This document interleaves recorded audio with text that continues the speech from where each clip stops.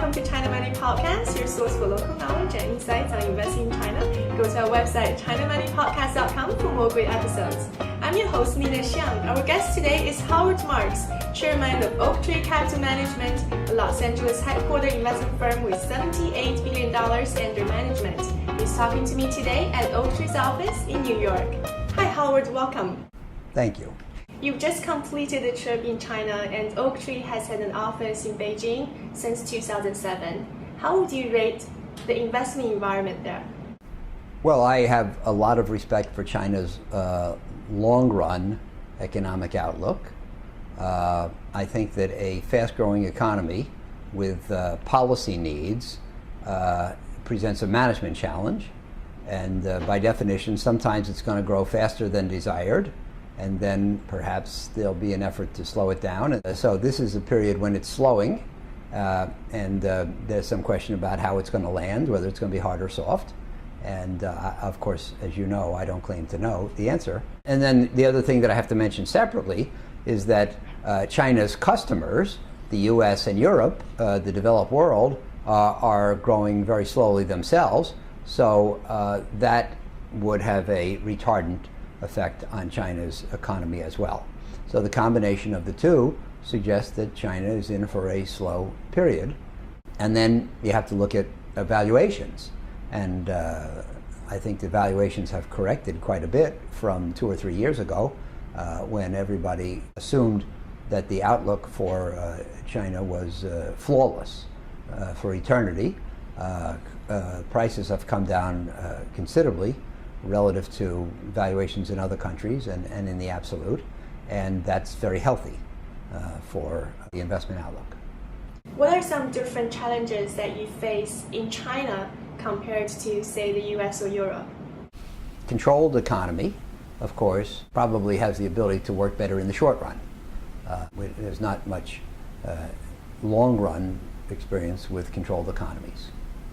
Many of the ones that have been tried in the past haven't lasted. So we'll see about that. But of course, China is kind of making a compromise between a controlled economy and a less controlled one. The world has yet to see how it is to do business in China and deal with issues such as property rights, whether private investors and in particular foreign private investors can do well as owners of businesses. Then you try to avoid situations which will pivot on that issue. For example, in our distressed debt investing, we often invest in the debt of companies that fail to pay their debts because we have creditor rights, which can give us access to the value of the companies. We don't know how creditor rights are going to be treated in China, so I think that we would probably not make an investment there, which depends on the outcome. That's probably why Oaktree's operations in China has mostly been on private equity. In private equity and slow going. You know, we raised a fund a few years ago. We invested it slowly. It's not fully invested yet. Probably will not get fully invested. It did not invest in what we call distress for control situations or loan to own for the reason we've been discussing. And we'll continue to move carefully. So can we say Oaktree's China operation is first to be there, secondly to learn its way to handle those challenges? Well, of course, we're trying to make money. We have client money that we're investing there, so trying to make money safely is paramount. But you're right. It's important for Oaktree to plant its flag and learn the way. So as we gain experience in China, hopefully we'll perfect our methods and make any modifications that are necessary. The one thing I want to stress is that we're not going to go in and assume that the methods we've applied in the US and Europe are going to work over there per se. How would you score Oaktree's performance in China? Well, first of all, let me say that it's hard for me to talk about Chinese investment as opposed to Asian. We haven't done that much in China proper that it's a meaningful sample.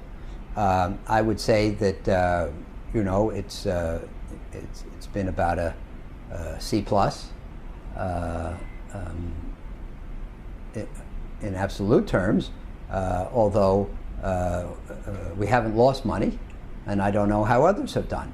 So maybe the answer is that as good as anyone, but I really don't know, and I wouldn't venture a guess. Now onto your book, which you just launched the Chinese version last week, The Most Important Thing on Common Sense for the Thoughtful Investor. This is a book that lists your secret recipe for success. Why do you write about it, and why do you share it with other investors? Well, I'm interested in ideas, not just making money. And I like the idea of having ideas that other people haven't had and sharing them. One of my friends in the industry wrote me one time and said, "You're the philosopher king of the industry." And if that's true, that suggests, number one, a certain unpragmatic nature, and number two, some ideas. And philosophers like to share their ideas. And I enjoy it. I enjoy writing and speaking, and as I said in the introduction to the book, my hope is that people read the book and say, "Gee, I never thought of that." And if they do, then I succeeded. So they say, "Gee, I never thought of that," but they can never copy that. It's not so easy to copy.